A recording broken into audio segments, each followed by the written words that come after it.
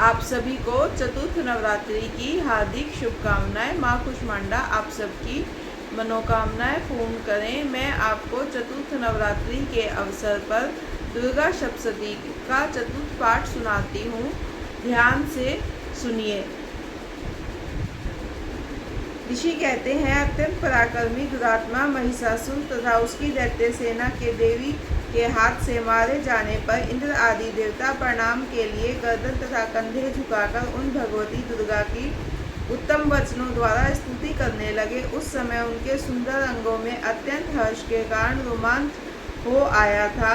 देवता बोले, संपूर्ण देवताओं की शक्ति का समुदाय ही जिनका स्वरूप है तथा जिन देवी ने अपनी शक्ति से संपूर्ण जगत को व्याप्त कर रखा है, समस्त देवताओं और महर्षियों पूजनियों उन जगदम्बा को हम भक्ति पूर्वक नमस्कार करते हैं। वे हम लोगों का कल्याण करें। जिनके अनुपम प्रभाव और बल का वर्णन करने से भगवान शेषनाग, ब्रह्मा जी तथा महादेव जी भी समर्थ नहीं है। वे भगवती चंडिका संपूर्ण जगत का पालन एवं अशुभ भय का विनाश करने का विचार करे। जो पुण्यात्माओं के घरों में शिवम लक्ष्मी रूप से, पापियों के यहाँ दरिद्रता रूप से, शुद्ध अंतकरण वाले पुरुषों के हृदय में बुद्धि रूप से, सत्पुरुषों में श्रद्धा रूप से तथा कुलीन मनुष्यों में लज्जा रूप से निवास करती है, उन भगवती दुर्गा को हम नमस्कार करते हैं। हे देवी, आप संपूर्ण विश्व का पालन कीजिए। देवी, आपके इस अचिंतनीय रूप का असुरों का नाश करने वाले भारी पराक्रम तथा समस्त देवताओं और दैत्यों के समक्ष युद्ध में प्रकट किए हुए आपके अद्भुत चरित्रों का हम किस प्रकार वर्णन करें। आप संपूर्ण जगत की उत्पत्ति में कारण है। आप सत्गुण, रजोगुण और तमोगुण, ये तीनों गुण मौजूद हैं। जो भी दोषों के साथ आपका संसर्ग नहीं जान पड़ता। भगवान विष्णु और महादेव जी, आप देवता भी आपका पार नहीं पाते हैं। आप ही सबका आश्रय है। यह समस्त जगत आपका अंशभूत है, क्योंकि आप सबकी अभिभूत अव्याकृता प्रगति हैं। देवी, संपूर्ण यज्ञों में जिसके उच्चारण से सब देवता तृप्ति लाभ करते हैं, वह स्वाहा आप ही हैं। इसके अतिरिक्त आप पितरों की तृप्ति का कारण है, अतएव सब लोग आपको स्वधा भी कहते हैं। देवी, जो मोक्ष की प्राप्ति का साधन है, अचिंत्य महाव्रत स्वरूपा है, वह भगवती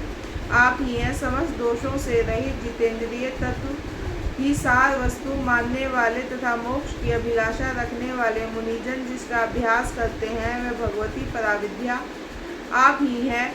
आप शब्द स्वरूपा हैं। अत्यंत निर्मल ऋग्वेद, यजुर्वेद तथा उद्गीत के मनोहर पदों के पाठ से युक्त सामवेद का आधार आप ही हैं। आप देवी तीनों वेद और भगवती छहों ऐश्वर्य से युक्त हैं। इस विश्व की उत्पत्ति एवं पालन के लिए आप ही वार्ता, खेती एवं आजीविका के रूप में प्रकट हुई हैं। आप संपूर्ण जगत की घोर पीड़ा का नाश करने वाली हैं। हे देवी, जिसके समस्त शास्त्रों के सार का ज्ञान होता है, वह मेधा शक्ति आप ही हैं। दुर्गम भवसागर से पार उतारने वाली नौका रूपी दुर्गा देवी भी आप ही हैं। आपको कहीं भी आसक्ति नहीं है। कैटभ के शत्रु भगवान विष्णु के वक्ष स्थल में एकमात्र निवास करने वाली भगवती लक्ष्मी तथा भगवान चंद्रशेखर द्वारा सम्मानित गौरी देवी भी आप ही हैं।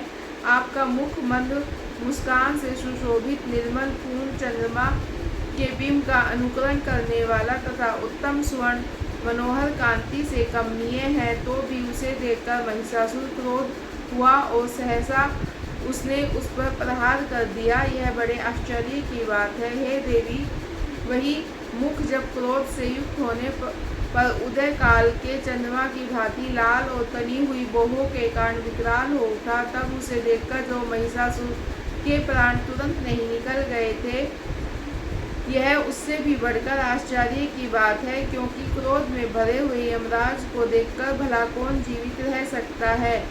हे देवी, आप प्रसन्न हो।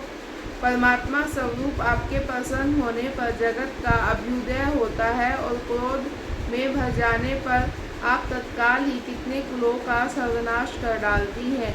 यह बात अभी अनुभव में आई है, क्योंकि महिषासुर यह विशाल सेना क्षण भर में आपके कोप से नष्ट हो गई है। सदा अभ्युदय प्रदान करने वाली आप जिन पर प्रसन्न रहती हैं, वे ही देश में सम्मानित हैं। उन्हीं को धन और यश की प्राप्ति होती है। उन्हीं का धर्म कभी शिथिल नहीं होता और वे ही अपने हुष्ट पुष्ट स्त्री पुत्र और भाइयों के साथ धन्य माने जाते हैं। देवी, आप ही की कृपा से पुण्यात्मा पुरुष दिन प्रतिदिन अत्यंत श्रद्धापूर्वक सदा सब प्रकार के धर्मानुकूलन कर्म करता है और उसके प्रभाव से स्वर्ग लोक में जाता है। इसलिए आप तीनों लोकों में निश्चय ही मनोवांछित फल देने वाली हैं। माँ दुर्गे, आप स्मरण करने पर सब प्राणियों का भय हर लेती हैं और समस्त पुरुषों द्वारा चिंतन करने पर उन्हें परम कल्याणमयी बुद्धि प्रदान करती हैं। दुख, दरिद्रता और भय हरने वाली देवी, आपके सिवा दूसरी कौन है जिसका चित्त सबका उपकार करने के लिए सदा ही दया से भरा रहता है। देवी, इन राक्षसों के मारने से संसार को सुख मिले तथा ये राक्षस चिरकाल नरक में रहने के लिए भले ही पाप करते रहे हों, इस समय संग्राम में मरकर मृत्यु को प्राप्त होकर स्वर्ग लोक में जाए, निश्चय ही यही सोचकर आप शत्रुओं का विनाश करती हैं। आप शत्रुओं पर शस्त्रों का प्रहार क्यों करती हैं? समस्त असुरों का दृष्टिपात मात्र से ही भस्म क्यों नहीं कर देती? इसमें एक रहस्य है। ये शत्रु भी हमारे शस्त्रों से पवित्र होकर उत्तम लोकों में जाएं, इस प्रकार उनके प्रति भी आपका विचार अत्यंत उत्तम रहता है। खड़ग के तेज पुंज की भयंकर दीप्ति से तथा आपके त्रिशूल के अग्रभाग की घनीभूत प्रभा से चौंधियाकर जो असुरों की आंखें फूट नहीं गई, उसमें कारण यही था कि वे मनोहर रश्मियों से युक्त चंद्रमा के समान आनंद प्रदान करने वाले आपके इस सुंदर मुख का दर्शन करते थे।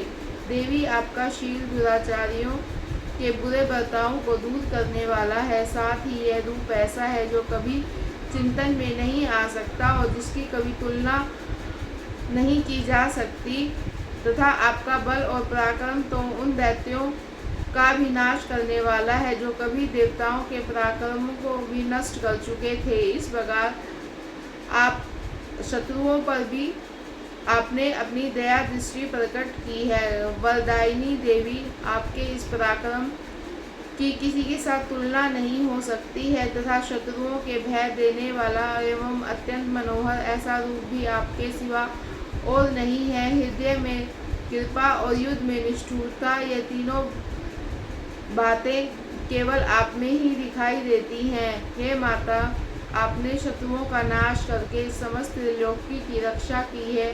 उन शत्रुओं में भी युद्ध भूमि में मरकर स्वर्ग लोक में गए हैं। ऐसी आपने कृपा की है कि राक्षसों का भी आपने संहार किया है और उनको संहार करने के पश्चात उनको स्वर्ग लोक प्रदान किया है तथा उन्मत्त दैत्यों से प्राप्त होने वाले हम लोगों के भय को भी दूर कर दिया है। हम आपको नमस्कार करते हैं। हे देवी, आप शूल से हमारी रक्षा कीजिए। हे अंबिके, खड़ग से हमारी रक्षा कीजिए तथा घंटे की ध्वनि और धनुष की टंकार से हम लोगों की रक्षा करें। हे माँ चंडी, पूर्व पश्चिम दक्षिण दिशा में हमारी रक्षा करें तथा हे ईश्वरी, अपने त्रिशूल को घुमाकर आप उत्तर दिशा में भी हमारी रक्षा करें। तीनों लोकों में आपके जो परम सुंदर एवं अत्यंत रूप विचरते रहते हैं, उनके द्वारा भी आप हमारी तथा इस भूलोक की रक्षा करें। अंबिके, आपके कर में शोभा पाने वाले खड़ग, शूल और गदा आदि जो जो अस्त्र हैं, उन सब के द्वारा सब ओर से हम लोगों की रक्षा करें। ऋषि कहते हैं, इस प्रकार जब देवताओं ने जगत माता दुर्गा की स्तुति की और नंदन वन में दिव्य पुष्पों और गंध चंदन आदि से उनका पूजन किया, तो फिर सबने मिलकर जब भक्ति पूर्वक दिव्य धूपों की सुगंध निवेदन की, तब देवी ने प्रसन्न वंदन होकर प्रणाम करते हुए सब देवताओं ने कहा, हे देवी बोली, देवताओं, तुम सब लोग मुझसे जिस वस्तु की अभिलाषा रखते हो उसे मांगो। देवता बोले, भगवती, हमारी सब इच्छा आपने पूर्ण कर दी है, अब कुछ भी शेष नहीं है, क्योंकि हमारा यह शत्रु महिषासुर मारा गया है। हे महेश्वरी, इतने पर भी यदि आप हमें वर देना ही चाहती हैं तो हम जब जब आपका स्मरण करें तब तब आप दर्शन देकर हम लोगों के महान संकट दूर कर दिया करें, तथा मनुष्य देवी जो भी आपकी स्तुति करे उस भक्त की भी इच्छाएं आप पूर्ण करें। प्रसन्नमुखी अंबिका, जो मनुष्य इस स्रोत द्वारा आपकी स्तुति करे उसे वित्त, समृद्धि और वैभव देने के साथ ही उसकी धन आदि संपत्ति को भी बढ़ाने के लिए आप सदा हम पर प्रसन्न रहें। ऋषि कहते हैं, हे राजन, देवताओं ने जब अपने तथा जगत के कल्याण के लिए भद्रकाली देवी को इस प्रकार प्रसन्न कर लिया, तब वे तथास्तु कहकर वहीं अंतर्ध्यान हो गई और जगत की रक्षा करने वाली देवी की कथा भूपाल इस प्रकार पूर्व काल में तीनों लोगों का हित चाहने वाली देवी जिस प्रकार देवताओं के शरीरों से प्रकट हुई थी, वह सब कथा मैंने कह सुनाई है। अब उन देवता उपकार करने वाली है देवी दुष्ट दैत्यों तथा शुंभ निशुंभ का वध करने और देवी ने कैसे महादैत्यों का वध किया उसके बारे में मैं आपको बताता हूँ। इस प्रकार हमारा दुर्गा सप्तशती का चतुर्थ अध्याय समाप्त हुआ।